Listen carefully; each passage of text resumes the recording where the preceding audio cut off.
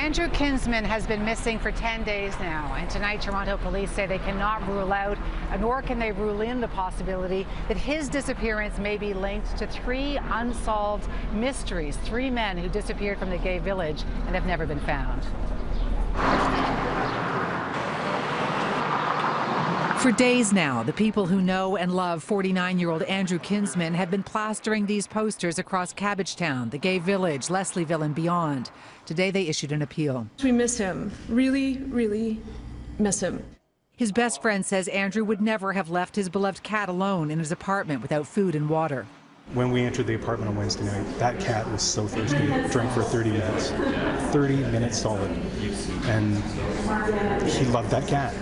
Police say this disappearance is suspicious. There has been no cell phone or bank activity. If anybody had any interaction with him during Pride, we'd love to hear from those people. Anybody who's had any contact through the social media or the dating apps, as insignificant as they may think it is, an investigation is like a jigsaw puzzle. We need pieces, and the smallest piece can lead us into the bigger pieces.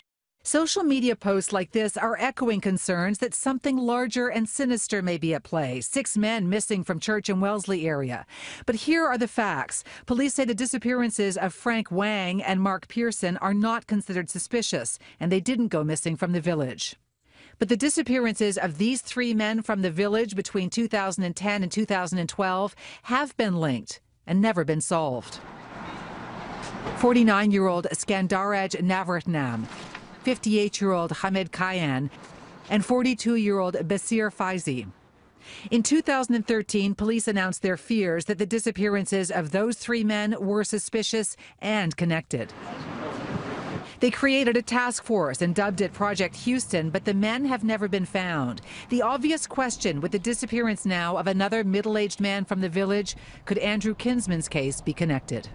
We are aware of those previous disappearances.